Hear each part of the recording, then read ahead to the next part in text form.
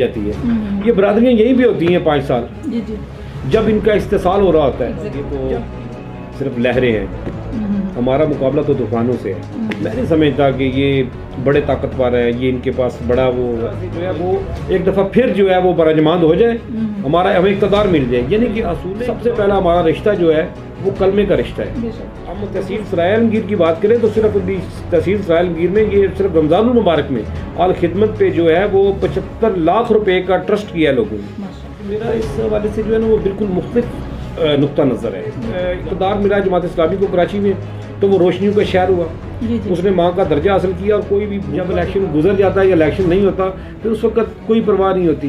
तो करता हूँ अपने हल्के के अवाम से, जब तक मेरे खून में आखिरी कतरा भी मौजूद है, खुदा पाक की कसम इन फिरौनों के सामने खड़ा हूँगा और हर मुसीबत और हर मुश्किल में आपकी पुष्ट पे खड़ा हूँगा। किसी जो सियासी माफिया और दहशतगर्द लोग थे जब उनके हवाले हुआ तो फिर लाशें मिली बोरियों में। और फिर वो लेकिन इनकी बात आप सिस्टम की कर, मैं हमारा मुकाबला सिस्टम से के साथ उसको माजूर किया और हमारी माओ बहनों और बेटियों को लाइनों में कहता हूँ मैं, शराफिया नहीं, उस बदमाशिया की थी जिसने नीचे ये बदमाश पैदा की। और ये शोर में जाएंगी बड़ा, अभी वक्त आने वाला है, मैं बहुत कुछ लेके आऊँगा सामने। तो ये बहुत सारे का सारा प्रो मटेरियलिस्ट या बदमाशी का या शराफिया का वो गंद है जिससे जो हम एक ही चीज़ के पीछे भाग रहे हैं। क्या आपको लगता है कि वैसा चेंज PP28 में आप ला पाएंगे? बस हमें MP और MNA बनना है, चाहे किसी भी सूरत में हो। जब इखलाकी लेकिन वोट की बात करें तो वोट के टाइम पर कभी लोग नजर नहीं आते, इस पर आप क्या कहेंगे? ये कह रहे हैं कि हमें पता है ये सियासी खाना बदोश है, वो लफ्ज़ और इस्तेमाल करते हैं, हम ज़रा मौजूद लफ्ज़ इस्तेमाल करते हैं, खाना बदोश कह लेते हैं, सियासी खाना बदोश कह लेते हैं। हक़ाइक़ भी जो मैं साबित करूँगा इंशाल्लाह झूठा करार दे देंगे, ये झूठा है तो फिर अवामी स्टेट पाकिस्तान में इनकलाब के लिए और पाकिस्तान की तकमील के लिए मेरे नौजवानों, मेरी माओ, मेरी बहनों और बेटियों अल्लाह की किबरियाई बयान करने के लिए उठे और निकले। और इन अवेयरनेस में पाकिस्तान तहरीक इंसाफ इस वक्त नंबर 1 पर है। आप कैसे जमात इस्लामी का बोलबाला कर पाएंगे? सराय आलमगीर और खारियाँ को अमन का गहवारा बनाएंगे, यहाँ से कब्ज़ा माफिया को इंशाअल्लाह बफ़ज़्ल ताला ख़त्म करेंगे। और बिस्मिल्लाहिर्रहमानिर्रहीम, अस्सलाम वालेकुम नाज़रीन, मैं हूँ आपकी मेज़बान डॉक्टर मुक़द्दस मलिक, आपके अपने प्रोग्राम आपकी बात आपके साथ में। नाज़रीन, जिस तरह से आप जानते हैं कि अकॉर्डिंग टू कॉन्स्टिट्यूशन इलेक्शन होना था, अदालत कहती है कि इलेक्शन हूँ, लेकिन हुकूमत जो है वो बिल्कुल किसी तरह से भी इस बात पर मुतमिन नहीं है, मुतफिक नहीं है।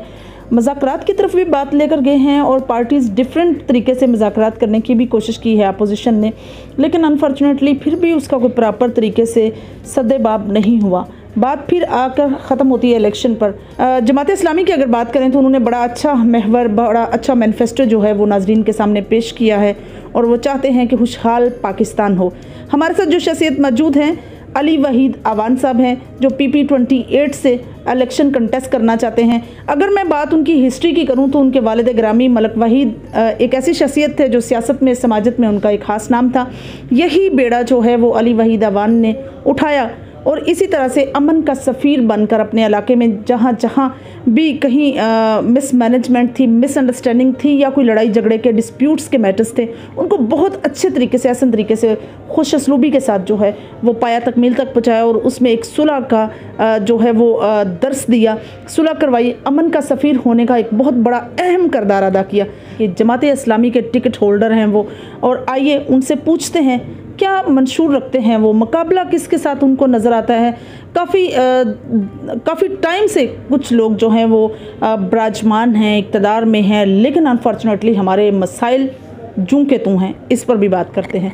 अस्सलाम वालेकुम जी, कैसे हैं आप? जी वालेकुम सलाम, अल्लाह पाक के बड़े साम, मैं खैरियत से हूँ, आप सुनाए ठीक है? जी अल्हम्दुलिल्लाह, अल्लाह पाक का करम। पहले तो बहुत ज़्यादा शुक्रिया आपका कि आपने टाइम निकाला। जी जी बिल्कुल। और आपकी जो साफ़त या जो प्रेजेंटेशन अवामी हवाले से है वो मैं उसको खराज तहसीन भी पेश करता हूँ। बहुत शुक्रिया जी, बहुत शुक्रिया आपका। मंशूर की अगर बात करें तो अली वहीद आवान साहब, जिस तरह से माशाल्लाह से आपने अपनी सियासी कैरियर का आगाज़ किया, उभरता सितारा हैं आप अपने इलाके के लिए। जमात इस्लामी के प्लेटफार्म की बात कर रही हूँ, सियासत में तो वो आपका एक लेगेसी, आपके वालिद ग्रामी की समाजत में एक नाम रहा।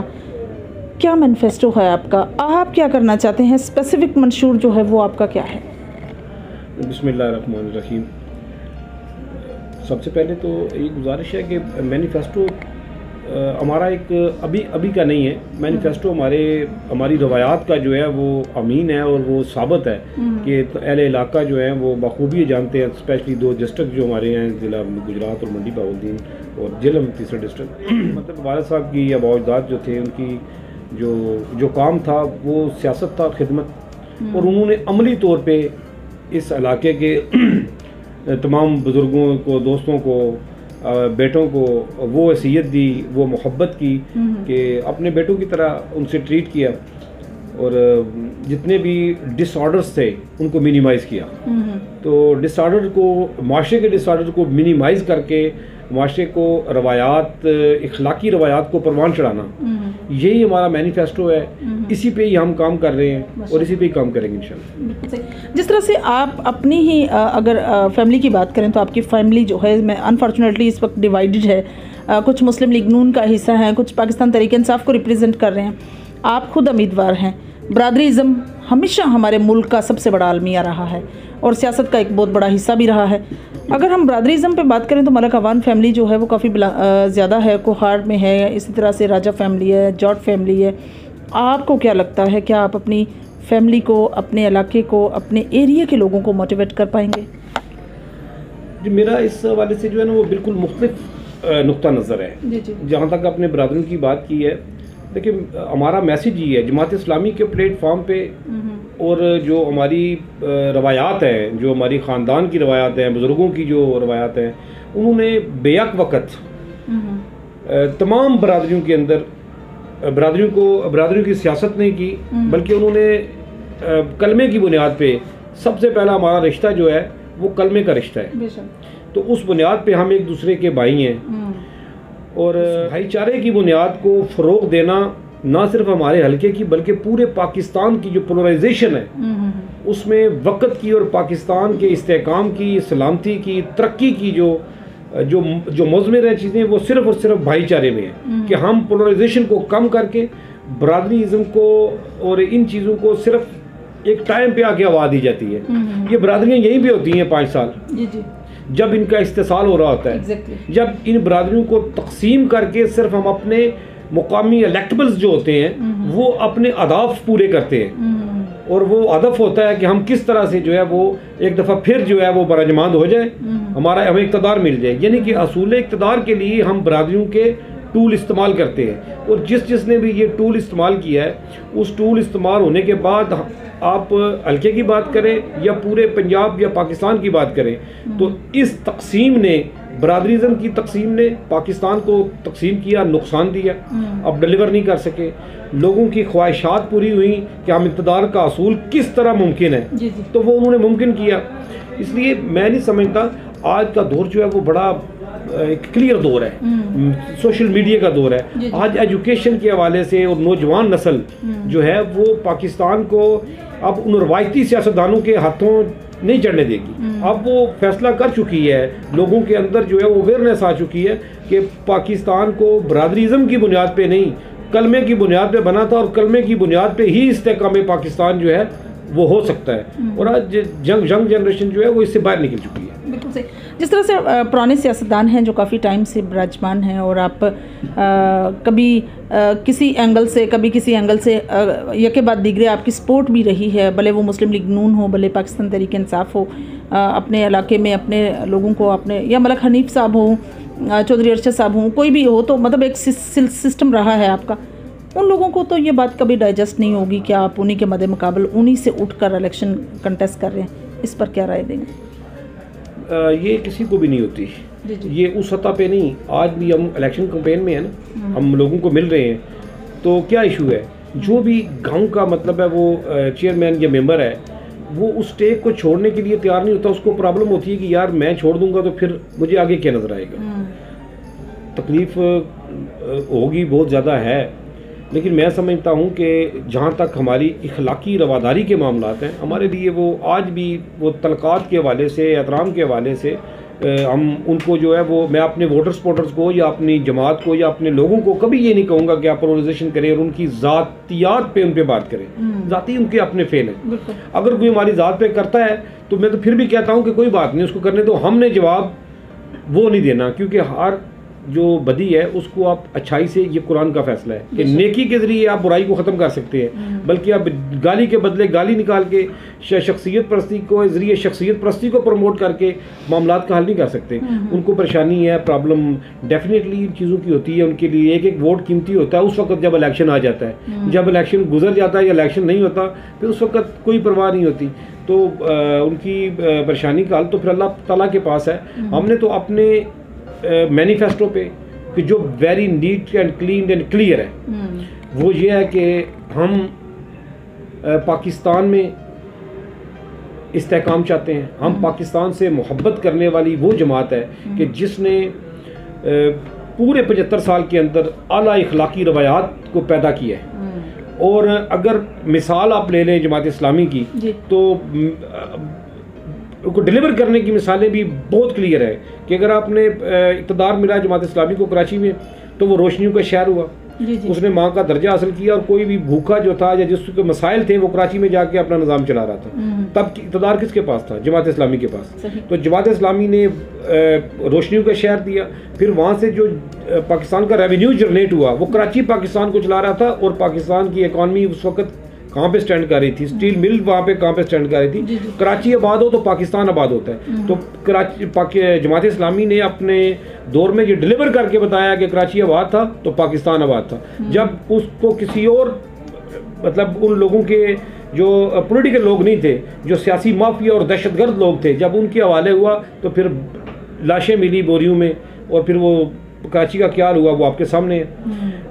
केपी केब की मिसाल आपके सामने है। वहाँ पे अगर सराजुल हक साहब को सीनियर वजीर रहे हैं तो करप्शन फ्री सूबा, ये ऑन रिकॉर्ड है। ये हम तो नहीं कह रहे, कोई भी चाहे उठा रिकॉर्ड चेक कर ले कि उसका जो बजट था वो जब उन्होंने छोड़ा है तो उस वक्त वो खसारे में नहीं थे और उनकी जो इकॉनमी थी वो कहाँ पे थी। और फ्री करप्शन सूबा सराजुल हक साहब ने मतलब है वो बनाया।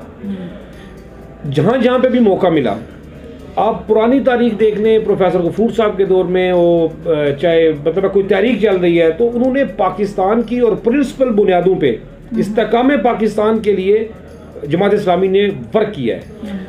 और जहाँ तक अलखिदमत के शुबे में देख लें, इख्तियारात ना होने नहीं है जमात इस्लामी के पास। लेकिन सिर्फ हम तहसील सराय आलमगीर की बात करें तो सिर्फ अभी तहसील सराय आलमगीर में ये सिर्फ रमज़ानुल मुबारक में अलखिदमत पे जो है वो 75 लाख रुपए का ट्रस्ट किया है लोगों ने। तो उन्होंने मतलब वज़ाइफ ही चलाए हैं। इसके अलावा और बहुत से मनसूबे जो हमारी सिर्फ तहसील सराय आलमगीर में चल रहे हैं, वज़ाइफ के हवाले से, एम्बुलेंस के हवाले से, लोगों की खिदमत के हवाले से, वो एक अपनी मिसाल आप हैं। और ओवरऑल पाकिस्तान में देखें तो आगोश सेंटर जैसी एक अजीम शान जो मतलब वो बच्चे जिनका कोई मुस्तकबिल नहीं है, यतीम बच्चों के लिए वो क्या म्यारी तालीम। यानी कि आप जमात इस्लामी को इखलाकी, सियासी, जमहूरी, फलाई किसी भी एतबार से अगर उसका जायज़ा लेंगे तो इससे बेहतरीन मतलब है जमात आपको पाकिस्तान में कोई नज़र नहीं आएगी। बिल्कुल सही। जिस तरह से हम कंपटीशन की बात करें तो ऑब्वियसली बड़े बंजे सियासतदान, पुराने सियासतदान, लेगेसी जिनकी सियासत में है, अगर हम बात करें तो उन्होंने मतलब कितने सालों से मुसलसल सियासत का हिस्सा रहे, एमपीए रहे, एमएनए बने, ठीक है, ऐसे लोगों के साथ कंपटीशन है आपका, क्या लगता है आपको? और डॉक्टर साहब, कौम की बेदारी के लिए और वक्त की अहम तरीन ज़रूरत भी और ये मैसेज भी जी कि दो हक को सदाकत की शहादत सरे मक्तल, दो हक को सदाकत की शहादत सरे मक्तल, उठो कि यही वक्त का फरमाने जली है। और हम रा रवे दश्ते बला रोज़े अज़ल से, और हम रा रवे दश्ते बला रोज़े अज़ल से, और सालार काफिला हुसैन इब्ने अली है। मदूदी ने कहा था, हम तो उस फिक्र के हामी है ना, उन्होंने कहा था ये तो सिर्फ लहरें हैं, हमारा मुकाबला तो तूफानों से है। मैं नहीं समझता कि ये बड़े ताकतवर हैं, ये इनके पास बड़ा वो है। हाँ, इनके पास ताकत है, पैसे की है उनके पास, इसमें कोई दो राय नहीं है। ये पैदावार हैं, मटेरियलिस्ट, कोई शक नहीं इसमें। ये इनके पास कोई लेगेसी है किसी नाम की, ठीक है, मान लेते हैं है। मैं कहता हूँ कि आप इक़्तिदार के हसूल के लिए, सिर्फ और सिर्फ इक़्तिदार के हसूल के लिए आपको जो कुछ करना पड़े आप कर लें। बस हमें एमपी और एमएनए बनना है, चाहे किसी भी सूरत में हो। जब इखलाकी मयार से आप गिर के सिर्फ एमएनए और एमपीए बनना चाहते हैं ना, तो वो आप ताकतवर नहीं होते, आप कमज़ोर होते हैं। आप ये कमज़ोर लोगों की अलामत है। और ये सिर्फ लहरें हैं और ये शोर मचाएंगी बड़ा। अभी वक्त आने वाला है, मैं बहुत कुछ लेके आऊँगा सामने, तो ये बहुत शोर मचाएंगे। लेकिन फिर भी मैं नहीं समझता कि मेरा मुकाबला इनसे है, मैं इनसे मुकाबला नहीं समझता। मेरा मुकाबला तूफ़ान से है, और तूफ़ान इस पाकिस्तान में वो निज़ाम है जिसने गरीब, मजदूर, दहकान पाकिस्तान का इस्तेसाल किया। हमारा मुकाबला उनसे है जिसने आज नौजवान नस्ल को मकरूज़ किया। हमारा मुकाबला उस सिस्टम से है जिसने नौजवान को डिग्री होने के बावजूद बैरून मुल्क सफ़र करने पे मजबूर किया। हमारा मुकाबला उससे है जिस सिस्टम ने पंजाब जैसे ज़री मुल्क को, जहाँ पे 1 अरब की आबादी को वो गंदम मुहैया कर सकता है, जी। उसको अपाज किया, उसको माजूर किया, और हमारी माओ, बहनों और बेटियों को लाइनों में लग के इस नफ्त मजरू करा के वो 1 बोरी गंदम की दी, और हमें अपनी माओ, बहनों और बेटियों और बुजुर्गों की लाशें वहाँ से उठानी पड़ी। हमारा मुकाबला उस सिस्टम के खिलाफ है। हमारा मुकाबला उस सिस्टम के खिलाफ है जिसने पाकिस्तान को 73 का आइन बनने के बाद, कि जो प्योर इस्लामी आइन था, उसकी इम्प्लीमेंटेशन, कानून साजी इस्लामी नहीं हो सकी, और आज भी वो गोरे का कानून चल रहा है। हमारा मुकाबला उनके साथ है, उस सिस्टम के साथ है, उन ताकतों के साथ है जिनके ये छोटे छोटे रिबोट हैं। इनकी मतलब मैं नहीं समझता इनकी कोई इखलाकी या उस तरह की हैसियत है। हमारे लिए काबिल एहतराम है, ठीक है, बुजुर्ग हैं हमारे, वो हमारा किसी की इंडिविजुअली, मैं इंफरादी तौर पे किसी पे अटैक नहीं करना चाहता, लेकिन इनकी बात आप सिस्टम की कर रहे हैं। हमारा मुकाबला सिस्टम के साथ है। देखिए, ये लोग कोई भी, ये इनकी नहीं, थ्रू आउट पंजाब में, पाकिस्तान में कौन लोग किसी भी पार्टी से हो, मैं चैलेंज करता हूँ, बल्कि आवाम देख रहे हैं और लोग ये बात करते हैं, समझते हैं, कह रहे हैं लोग। देखिए, आप PTI हो, मुस्लिम लीग हो, या PDM की सारी जमातें हो, मुझे इनमें आप बताएं कोई किसी एक जमात में MPA तो या मैंने तो बड़े लेवल की बात है ना, मुझे यूनियन काउंसिल लेवल का, ग्रास रूट लेवल पे मेंबर जो है, चेयरमैन भी नहीं, कोई मुझे मेंबर बताएं जो आम आदमी हो, जो गरीब आदमी हो। एक मेंबर से लेके एक MNA तक सब वो लोग हैं जो सरमायादार हैं, जो जागीरदार हैं, जो इस कौम की आवाज़ नहीं है, इन लोगों की आवाज़ नहीं है। बिल्कुल सही। वो अपने इक़्तिदार के लिए उस प्रो मटेरियलिस्ट सिस्टम का हिस्सा है, और इस पे बराजमान है। ये लोगों को फैसला करना पड़ेगा। लोग फैसला कर चुके हैं, जहाँ तक मैं समझता हूँ, कि 75 साल में एक क्लास ने, जो अलीट क्लास अशराफिया की थी, जिसे बदमाशिया कहता हूँ मैं, अशराफिया नहीं, उस बदमाशिया की थी जिसने नीचे ये बदमाश पैदा किए, और उस सिस्टम में सारे ऊपर से लेकर नीचे तक वो बदमाश हैं जिन्होंने हमारा ही सरमाया, इस मुल्क की ही रेवेन्यू पे कब्जा किया, हमें नाली और गली बनाई और कमीशन खुद खाई, और वो खा के हम पे एहसान किया कि हमने आपकी ये गली रोड बना दी, नाली बना दी, और वो खा के फिर हम ही पे लगा के फिर हम ही को कैश करवाया और इस गरीब का इस्तेसाल किया, हमारे दहकान का, मजदूर का, नौजवान का, हमारे गरीब आदमी के टैक्स का पैसा इन्होंने चुराया है और अपनी इजारादारी को चला रहे हैं। ये वो सर्कट है 75 साल का जिसने पाकिस्तान को आज इस नैच पे खड़ा कर दिया है कि पाकिस्तान की अदलिया से लेके एस्टेब्लिशमेंट और सिविल और मिलिट्री ब्यूरोक्रेसी और पाकिस्तान की सिविल सोसाइटी और पाकिस्तान के हर फर्द को तकसीम करके रख दिया, फेडरेशन को कमज़ोर किया। अब सिर्फ और सिर्फ वाहिद पाकिस्तान की वो जमात इस्लामी है जो लोगों में कौमी सोच बेदार कर रही है।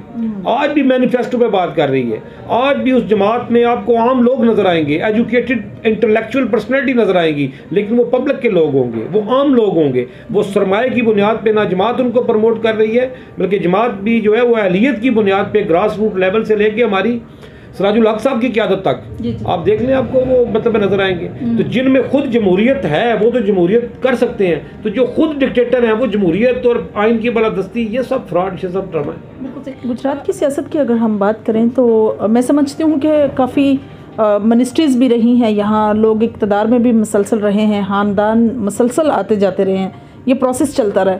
अगर हम महरूमियों का जिक्र करें तो सराय आलमगीर में कौन कौन सी महरूमियाँ हैं जिस पर आप वर्क करना चाहते हैं? जहाँ तक आपने ये बात की है ना कि इलेक्टेबल भी बहुत आला पाए के रहे हैं। महरूमियाँ जो हैं वो सबसे पहली महरूमी ये है कि लोगों को इनकी ग़ुलामी से आज़ाद करना। दूसरा यह है कि लोगों के जो इस्तेसाल पे काबज़ रहे हैं उस कब्ज़े को ख़त्म करना, और सराय आलमगीर और खारियाँ जो है बिलखसूस और बिलअमूम पूरा गुजरात और पंजाब जो है उसमें डेवलपमेंट, लोगों को उनके हकूक़ जो है अदल और इंसाफ के मियार को कायम करना, और अदारों को जो इंतज़ामिया के हैं उनको आज़ाद करना, पॉलिटिकल इन्फ्लुएंस से आज़ाद करना, ताकि वो अदल और इंसाफ में फ़ैसले करें। बिल्कुल सर।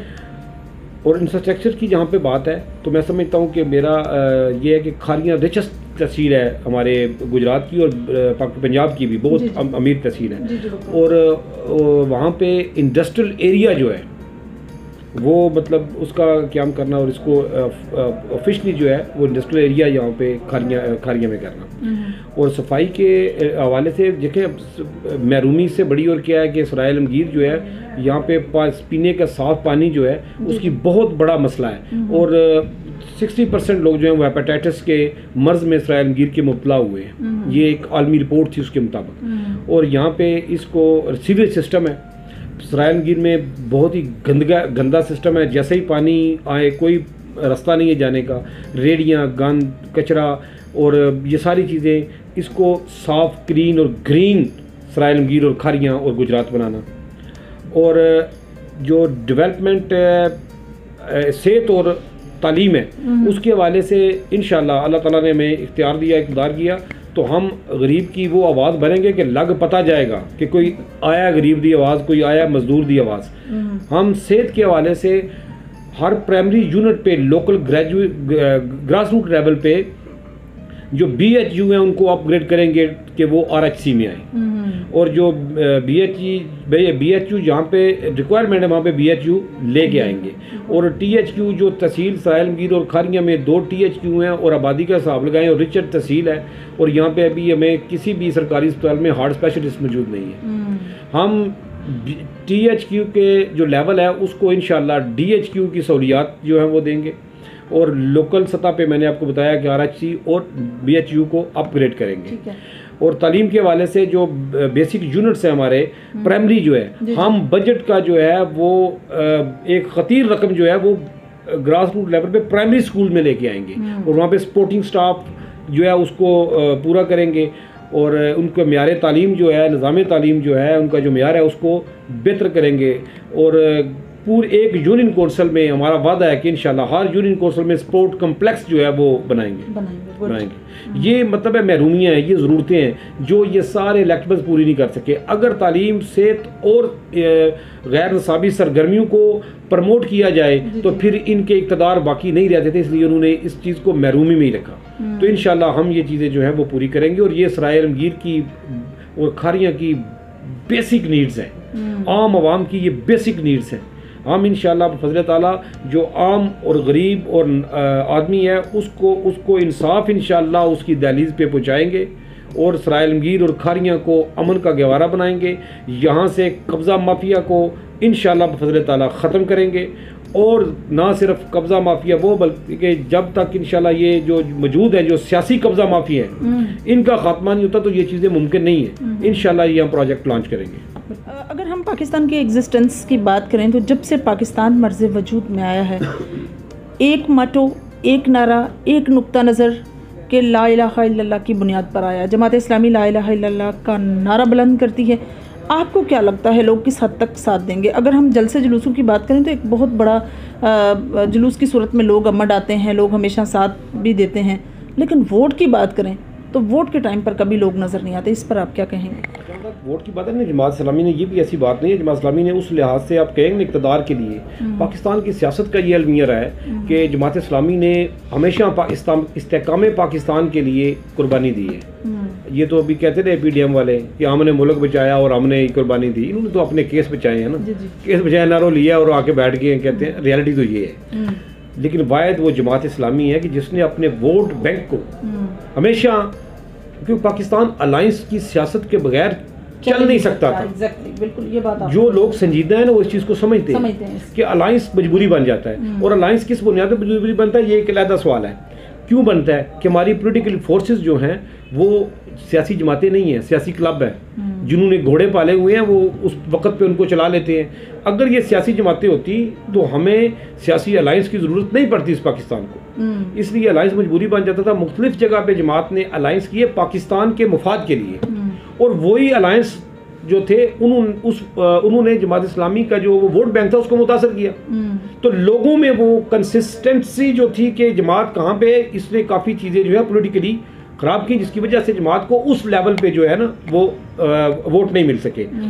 और जहाँ तक मैं समझता हूँ कि जमात इस्लामी का जो भी मैनिफेस्टो चल रहा है, जो प्रोग्राम चल रहा है, उस पर इंशाल्लाह जो है वो अच्छे रिजल्ट जो है वो इंशाल्लाह नज़र आएंगे। और दूसरी वजह पंजाबी की मैं एक मिसाल देता हूँ आपको, और उसमें एक समंदर, अगर दरिया में सैलाब आ जाए, दरिया में सैलाब आ जाए तो सैलाब जो होता है उसमें ये बताएं कि कभी भी आपको ऊपर जो तैर रही चीज़ें होती हैं उसमें कभी भी कीमती चीज़ आपको उसके ऊपर नज़र नहीं आएगी। जितना गंद होगा ना सैलाब के, वो सारा ऊपर होगा, और जितनी कीमती चीज़ें होगी, सोना होगा, हीरा होगा, जवाहरात होंगे, इस तरह की कीमती, वो नीचे दब जाएंगी। अब ये जो दौर है, ये कहत व रजाल का दौर है। इस दौर के अंदर अफरा तफरी का दौर है, इस दौर के अंदर फाशी और उरियानी का दौर है, और ये इन सियासी ठगों के अरूज का दौर है। इसको मैं सैलाब कहता हूँ। ये वो सैलाब है, इस सैलाब में आपको इक्तदा जो ऊपर चीज़ें नज़र आ रही हैं ना, वो सारे का सारा प्रो मटेरियलिस्ट या बदमाशी का या शराफिया का वो गंद है, जिसको देख के लोग मजबूर हैं कि कहाँ जाएं, क्या फैसला करें, और जितने भी वो कीमती चीज़ें थी वो नीचे दबी हुई हैं। लेकिन यही जो मूड है ये अब चेंज हो रहा है। एक्सट्रीम के बाद चीज़ें ऑटोमेटिकली जो है वो रिवर्स होती हैं, और अब जो है वो मुआशरा अपनी असल की तरफ लौट रहा है। और उस असल की तरफ, जिस तरफ आपने इशारा किया है कि आप शुरू से ला इलाहा की बात करते हैं, पाकिस्तान भी ला इलाहा के बजाय लोग वोट, अब लोग असल की तरफ आ रहे हैं। सारी चीज़ें एक्सपोज हो गई हैं, सारी जमातों को आजमा के लोगों ने देख लिया है। उन्होंने पाकिस्तान का इस्तेसाल किया और अपनी सिर्फ और सिर्फ अपनी ज़ाती हुक्मरानी के लिए पाकिस्तान को बेचा है, कश्मीर को बेचा है, हर एक चीज़ को बेचा है अपने आप, अपने इक़्तिदार के लिए। और अब चीज़ें रिवर्स होके आ रही हैं, और लोग समझ रहे हैं कि हल सिर्फ जमात इस्लामी है। इसलिए कहा जाता है कि हल सिर्फ जमात इस्लामी के वाहिद वही जमात बाकी है कि जिसको इख्तियार और इक़्तिदार अगर उस तरह मिला तो ये पाकिस्तान में सलाहियत रखती है कि इसके पास वो टीम है, वो नेटवर्क है, कि ये पाकिस्तान को इस बुरान से भी निकाल सकती है, और ये पाकिस्तान को खुशहाल पाकिस्तान, इस्लामी पाकिस्तान के स्लोगन को इम्प्लीमेंट भी कर सकती है। बिल्कुल सही। हमेशा हर पार्टी ने प्रॉस्पेरिटी की बात की, पाकिस्तान की बेसमेंट की बात की, एक पाकिस्तान में मतलब एक जुडिशरी निज़ाम को फ़रोग देने की बात की। अनफॉर्चुनेटली ना तो जुडिशरी निज़ाम जो है सस्टेन हुआ। प्रॉस्पेरिटी की अगर हम बात करें तो प्रॉस्पेरिटी भी कहीं नज़र नहीं आती। इतने सालों से जो हम एक ही चीज़ के पीछे भाग रहे हैं, क्या आपको लगता है कि वैसा चेंज PP28 में आप ला पाएंगे? जी इंशाल्लाह मैं आपको बताता हूँ कि एक तो आपने ये बात की ना कि ट्रांसपेरेंटी और जो अदल इंसाफ की है, यही तो वो वजह है कि अदल और इंसाफ ना होने की वजह से ये मुआशरा बदहाली का शिकार हुआ। और पहला अदल कहाँ से शुरू होता है? पहला अदल एक इनफरादी सतह पे उस यूनिट से होता है कि जब मैं अपने घर में, अपने मामलात में कितना ट्रांसपेरेंट और कितना जो है वो उस अदल और इंसाफ कर रहा हूँ। सही। अब देखें तो जिस माशरे के अंदर ये मतलब एक कलमी है, और हमें इस तल्ख हकीकत को मतलब कबूल करना पड़ता है कि जिस माशरे में एक घर के यूनिट जो लोकल यूनिट है, हम अपने बहनों को हिस्सा नहीं देते और उनकी जायदाद पे कब्जा कर लेते हैं, तो क्या इसका जवाब दे हमें आखिरत में नहीं होना पड़ेगा? जवाब तो देना पड़ेगा। अब हम क्या मिनहसुल कौम, क्या हम में ये बीमारी या ये मसला मौजूद नहीं है? मौजूद है। क्या हम अपने मामलात में अपने बहन भाइयों के साथ उस सेंसिटिविटी पे हैं? क्या हम मुआशरे में अपने पड़ोसियों के साथ जो अपने मैं भाई के लिए पसंद करता हूँ, मैं क्या उनके लिए वो चीज़ पसंद करता हूँ जिनके बारे में स्पेशल सवाल किए, जिनके बारे में स्पेशल सवाल किए? देखिए अदल की बात है ना, तो अदल कहाँ से स्टार्ट हो रहा है? अदल आपके उस बुनियाद से स्टार्ट हो रहा है कि आप अपने घर में, फिर अपने मोहल्ले में, फिर अपने गांव में, फिर अपने हल्का बाब में, फिर शहर में, क्या आप अपनी जो जिम्मेदारी है, जो आपके फ़राइज़ हैं, उनको आप पूरे कर रहे हैं? जब हम मिनासुल कौम उनको पूरा नहीं कर रहे तो तकाजा हम करते हैं कि हमें थाने से, कचहरी से या सियासतदानों से जो है वो मिल जाए इंसाफ। इस तरह इंसाफ तो नहीं मिलेगा, इस तरह माशरा तब्दील तो नहीं होगा। और जहाँ तक आप आ जाएंगे PP28 पे, तो PP28 भी तो पंजाब का है, पाकिस्तान का ही है ना, ये कोई हिंदुस्तान या किसी दूसरे मुल्क का तो नहीं है। तब्दीली की बात जो यहाँ पे है, मैं ये ज़रूर इंशाल्लाह जो है ना वो कुछ चीज़ें एक्सपोज नहीं कर सकता अभी, बिफोर टाइम है शो ऑफ में, लेकिन मैं ये ज़रूर कहता हूँ कि PP28 के जो क़यादत है वो अब तक जिन्होंने रूल किया है PP28 में, उन्होंने 30 साल का वो इक़्तिदार है जो लोगों ने देखा है।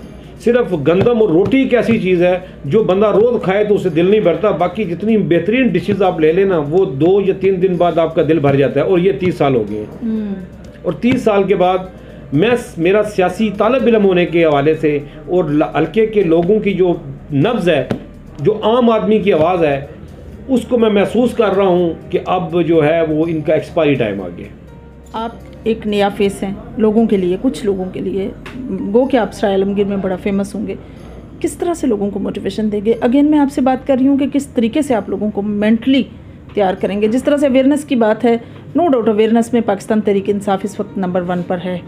आप कैसे जमात इस्लामी का बोलबाला कर पाएंगे?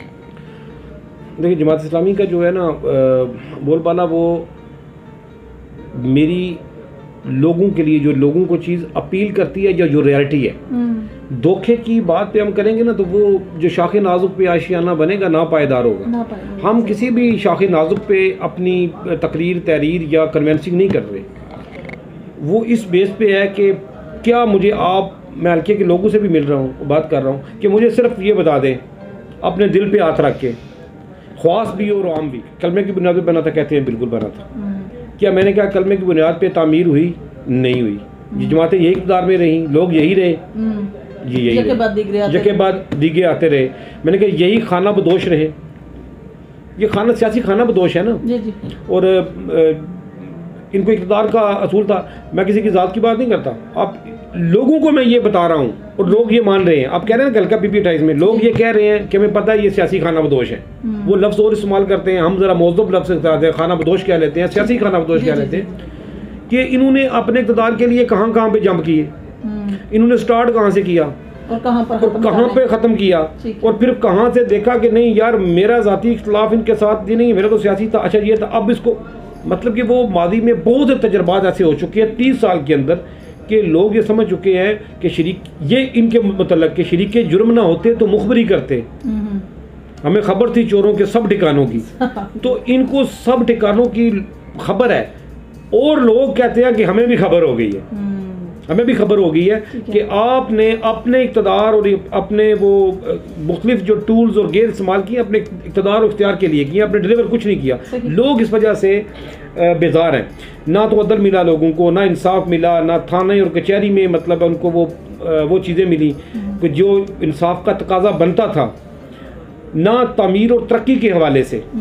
वो प्राइमरी यूनिट से लेके हेल्थ के मामले में और एजुकेशन के मामले में क्या डेवलपमेंट हुई, कुछ नहीं मिला। तो लोग बेजार हैं कि यार तुम लोगों ने 30 साल हमें क्या दिया, क्या लॉलीपॉप दिया, क्या नफरत की सियासत दी, क्या तकसीम की सियासत दी।